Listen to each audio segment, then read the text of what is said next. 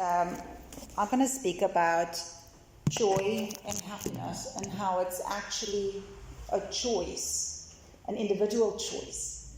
It's not something that somebody chooses for you. This is what we choose, but the matter is of how aware are we that we are actually choosing it. So yes, there's lots of turmoil in the world. There's lots of injustice going on. We're all very much aware of that. And with that, we very often feel overwhelmed of we're just the recipients of it. There's nothing we can do. We're too small. We're not important enough. We're not powerful enough. And with that, we choose to swim upstream, because we try not to avoid, and we go into reaction mode, and we safeguard ourselves, and we put higher fences, and we talk less to people, and we reach out less, and be more careful but loving, and be more open with judgment, and everybody all of a sudden is suspicious, and every boss is horrible, and every husband and wife is cheating. And we get into this whole kind of panic fear state. And fear is never ever a good advisor. And this is what the world is spreading at the moment. So instead of going with that, but there's a choice, we need to stand still for a second and say but I can see that, I can feel that, but I purposely, consciously choose to not feed that. Does not mean ignoring it, does not mean there's no awareness that you can't get somehow involved, but it means you don't become that fear. It's kind of like there's a wolf coming your way and is in the middle of the forest somewhere, whatever, should you ever be there. You don't become the wolf. You are aware that there might be danger, but you don't know the circumstances of the wolf either. It might be injured. It might be a tame wolf. You don't know that. It's a wolf, and you're scared right now. Acknowledge that, but don't become that. So how do we choose joy and happiness? Because often people are coming for sessions that I speak to, and they're like, he is making me unhappy, she is making me miserable, he is disrespecting me, that environment is toxic, and you are sitting in the middle and doing what? Going back into the same environment, interacting with the same people, and the world does not determine, no person, no boss, no environment determines how happy you are. How often did you find people in the most horrid, destitute circumstances, and they've got a smile on their face, say, because I've got a cup of tea? How many people you have, and I'm generalizing here, of course, driving like 5 cars, and the most unhappy and miserable people out there. So nothing from the outside determines what your joy is. So what is this joy thing that we are talking about? Joy is an attitude, and it's a belief system. And I'm all about attitude, because I thought what we own is ours, and we can run it, and we have say in it. When we absorb from the outside, we feel helpless in it. We don't have power in it. We can't do anything. We feel overwhelmed. We step back. When we are in the middle of it, and we have it, and we own it, and we know how it works, and where it starts, and how it gets fed, it's ours. We're creating it. We can shift it. So this joy is an attitude and a belief system saying, no matter what the world throws me, I choose to actually not go with oh yeah, the whole world is horrible, we're all doomed, let's all leave the country. It works for some, but not for everybody. This is I know where we're at, I know it's not ideal, but I refuse to become that. I'm the one that shines my little light in the way that I can, and I will make very sure that wherever I go, whoever I interact with, whatever place I go or opinion I actually meet, this is what I will bring to it. It's, as she said, if somebody says, oh, it's a beautiful day, yeah, right. Don't rain on other people's parade because you're having a day like that and you choose to do that. That person just chose to acknowledge that this is a stunning day. You chose to acknowledge, my life is horrible. Now that person has to absorb that energy. So, and like my niece always says, don't be the party pooper, be the party starter. And this is exactly what this is. What we bring, you can walk into a room and bring the whole room down before you said one word. You walk in the room and people go oh my God. They don't even know what it is about, but your energy is about 20 meters ahead of you. You haven't even said anything. You haven't even looked at anybody yet, and people already duck. And you get other people that walk into the rooms like, oh, there she is, and they gravitate towards her because it's the energy. That person hasn't opened his or her mouth either at that stage. And that is a choice. That is a choice. We can't always choose what people bring to us, but we can very well choose what we do with it. So this whole choice and attitude or belief system. So people say to me, what's the difference between joy and happiness? And this is my interpretation of it. Happiness feeds joy, and happiness is an outside thing. If I'm in a joyful state, anything that comes to me is most likely make me more happy than not. So I'm very happy if I can sit down and have a cup of tea with my mom and have a good old chat. Yet if she is not around, does not mean I'm unhappy. So happiness is something that situations bring to me, and people that add on, that feed it with whatever I started the party with. So happiness, I would say, are the puzzle pieces to joy. And they're important, and they're in many unexpected places. But what we're doing nowadays is we look at those happiness little bubbles out there and decide that is how I feel. And the moment we have it out there, it becomes Tom's, Dick's, and Harry's job to make me happy. Because this is where my happiness is, it's out there. This is where my joy is. Again, I'm outlaying the whole portfolio, and if you do that, you make me unhappy. And if you do that, you make me happy. Yet I'm not bringing the platform of where I could perceive it in any other way. What the world brings to you has check all to do with you. Check all. How you take it or not is up to you. If you're even taking it at all, it's up to you. Somebody comes and says, Heike, I've got this, that. Not my monkey, not my circus. I wish you all the best. If it is my monkey and my circus, I might entertain it. And I might think, okay, let's look at it.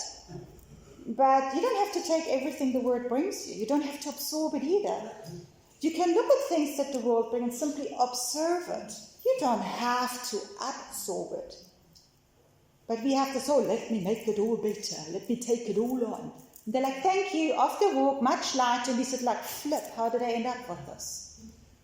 Because we just took stuff that A is not ours, and B that we didn't create, C that we can't fix, but now we feel fully responsible for it. The other person walks off and says, thanks for that, let me know when you're done. Now that person did make me happy, but not because the person did what it did, because I had a response to that person that went against what makes me happy and what brings me joy. So we sit then with this whole guilt trip and applications and all of that, and then we worry about it because we can't fix it. Of course you can't fix it. It ain't yours. You didn't create it. You can't fix it. You can help, you can assist, you can walk with them, but you can't do it for anybody. But it becomes ours now. And if I don't fix it, I'm a bad person. Absolute nonsense. So first we know what's yours. B, know what is your party. Who are we? And it's great to listen to other people, but who are we? Where do we start and where do we end, and where does the other side of the world start? And yes, we are all interconnected. Does not mean you have to carry it all. Sometimes interconnected means I hear you, but you need to walk this. I will send you all the energy in the world, because if you don't walk that and that and that can't happen, so and so can't learn this and that, we all get stuck together. And that ain't a happy place. Stuck people on one spot is not a happy place. So there we are again. So what is it? It's like the joy thing is like, this is what I bring. This is how the filters I want to use, because this is what's important to me. This is my basic makeup, who I am. And I might consider something and I might not. Others, some match, some don't match. And that's our prerogative. We don't have to please the world. It's not our job. Don't be horrible, but you don't have to please the world. So this is literally kind of like the whole attitude of like, no one rains on my parade. And if you come to me and you want to know certain things or knock something off, what I normally say to people is, do you want to rent a rave? Do you want advice? Do you want to fix? Or do you want to offload? And according where we are, because we're not even aware why we're doing what. And it's not meant in a horrible way. If I just want to offload, it means I'm going to walk out of here after I exhausted everybody in the room and load on more of what I've just offloaded, because I don't want to shift it. I'm not going to be part of that, because nobody wins. And then again, what I might then say or not say might either make this person happy or not happy, but that is the interpretation there. So this whole kind of thing like happiness feeds joy, that's great, but what is our basic, we all know this doomsday people, everything is horrible. The coffee isn't too sweet, the weather is always wrong, it's too wet, it's too dry, it's too hot, it's too cold. People are too unfriendly or too friendly, they're in your space, they're not in your space, whatever. They will always find that because this is the frequency they work from and the frequency they exist. Don't try and make it right for them. They don't want it right. They want only things through that feeds that frequency. There can be a million nice things around that person who refuse to see it because it's a choice. Some people live in misery because that's what they choose. They're entitled to do that. It's part of their journey. It's not wrong, it's not right, it just is. But this is where we need to start differentiating from it. So how do we do this whole joy thing and happiness thing in everyday life? Because there's a lot happening nowadays in our lives, and between family and jobs and responsibilities and paying bills and all of that.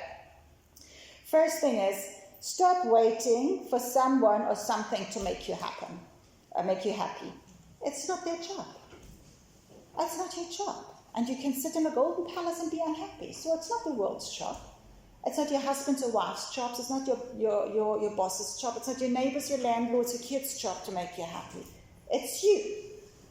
Doesn't mean you can't have some boundaries and some rules and regulations, but nobody is responsible for your happiness. Even if I would bring a little packet and say, like, here's your happiness.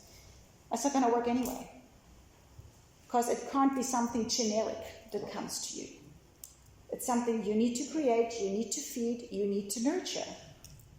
So even if I would give it to you nicely wrapped up, you wouldn't even know where to put it if you're not on that frequency. It's going to go on the mantelpiece. It's kind of like, oh, I've got my joy over there. Heike gave it to me. One day when I know what to do with it, I might integrate it. That's not how it works. But we expect once I've got that job, I feel happier. Once I find, one of my things is like people ask me, when will I find my soulmate?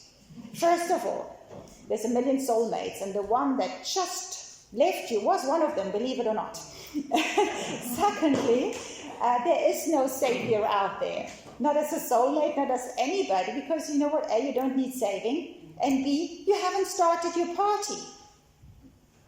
So you haven't started a party, you haven't chosen the theme, you didn't give the dress code, but everybody needs to pitch according to what you don't even know. And if they don't, it's their fault. Right, what about writing that invitation accordingly? So this is this whole, like, once I have that, and it's this whole destination obsession. It's like, when I say to you, when are you going to actually have a life? Oh, once I get that promotion. Or once I go into retirement, I will take time for myself. Whoa! We talk about what? An average of 55 to 60 years later? What happened in those 60 years? That's 3/4 of your life, roughly. It's like, I have to endure. No, you don't. You choose to endure. No, it's all about the kids. They grow up all by themselves. That's the whole biology part of it. Yes, it's fine. Feed them, water them, make sure they're in the right school, but they're still you. Oh, no, I'm all mom. No, you're not. I'm all dad. No, you're not. It's a role. And then they're 60, however old, when they go into retirement, and they have no clue what to do with themselves. Because they spent no time with themselves. They became the role. And then you have the empty nest syndrome, and then they get sick. 80% of them get sick because then it becomes negative energy. And it becomes depressive. And then it's depending on where the grandchildren live and who left the country and who does it. Because we take the mother role into the grandmother role, or grandfather, of course. And then it's like when they go, our purpose is gone. Why are we not our own purpose? Because that's why we're here. So this whole waiting for something to happen before we do something, that's an excuse. What we're saying is, I know more how the world around me works than I do. I have more reference points to the world around me than I do to myself, so I'd rather stay there. And we do it in very nice ways. But as much as we care out there, as little as we care here, so you've got to start the party here. And what we bring to every relationship, if with ourselves, first of all, and secondly, if it's husband, if it's kids, if it's grandkids, is the essence of who we are. Is it joyful? Is it doomsday? Is it avoidance? Is it fear? That's on us. And kids are so clever. You can tell them whatever you want, they will plug straight into your energy and go like, yeah, right. No, it's all okay, we're all happy. Yeah, right. They might not know the details, but they sure know if what you say matches your energy or not. You can't fool kids, especially not nowadays. So this whole thing is like start your own party. It's not out there, it's here.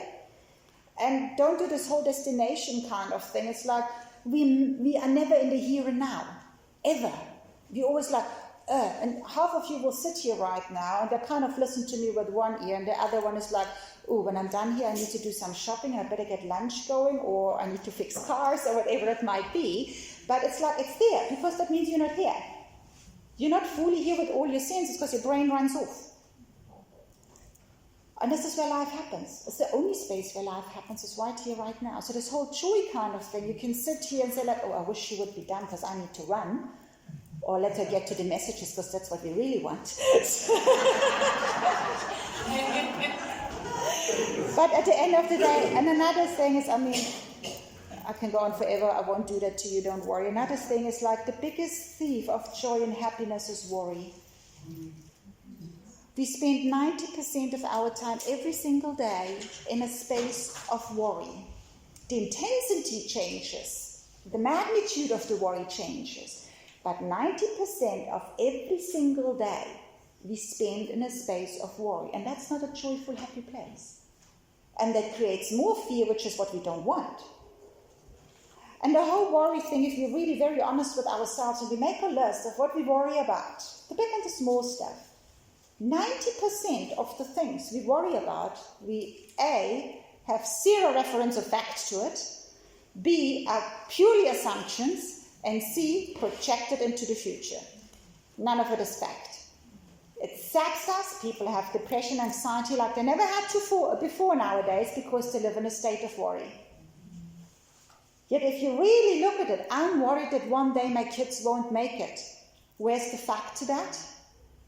You know your kids. There's no reference what's happening in 10 years. They might be the most successful people, still not happy. Choices. There is like we spend so much time in the what ifs, and every time in our head we are in the what ifs, and then attach the negative outcome to it. We're not even neutral about it. It's either doomsday or nothing. It's not like, oh, they're going to be okay. They're going to be like, and within that they're going to find their balance. No, we don't doubt it. Oh my God, and then nowadays they're not going to get a job, and then they're going to have to leave the country, and they're not going to find their feet, and then who knows what Trump is doing, and then they have to come back, and then meanwhile it's only crime, and then it's like, oh my God, my kids are doomed, and he just started preschool. But that's what we do. So with all the train of thought, we don't even appreciate the cup of coffee we had with all that fretting for nothing. And this is like, come back into the here and to the now. Choose joy. And if you can't choose joy, choose neutral. You don't have to be deliriously happy and run around like an Easter bunny on steroids, but at least choose neutral, because we go to the other extreme. If you're not sure, go neutral. As you go, you can still adjust. But we don't even do that anymore. And be careful who is around you. Even though joy is a personal choice, who feeds it or depletes it around you, you need to be careful. You're always going to have your energy suckers, and half of them even don't know they are or have any bad intent to it. They just do. We all have people, they exhaust us. There's not one specific thing they do, but they just exhaust us. And there's others, you just hear they're coming around you, you go like, yay, so-and-so is coming. Automatically, energy is up. Nothing even happened yet. Alone the thoughts that person is going to be around is lifting your spirits. Those are the ones that feed the joy. And I know some of them are family and it becomes complicated. But even there, family is here to teach us our biggest lessons. And lessons are neutral. If they're good or bad, it's up to us. If they're good or bad, it's up to us. So, at the end of the day, you're your own party. Make sure it's a party you would like to attend. Make sure you invite the right people. And if there's some people you don't like, don't feel sorry kicking them out. It is your party. You're always going to have some that sneak in. Excuse me, show me your invitation. And there's absolutely nothing wrong with that. So choose joy, and choose it here in the moment, in the here and the now. It's not about choosing it in 10 years, because what you create now and what you feed and water now is what you're automatically going to have in times to come. Come back into the here. So that's me for now. Thank you.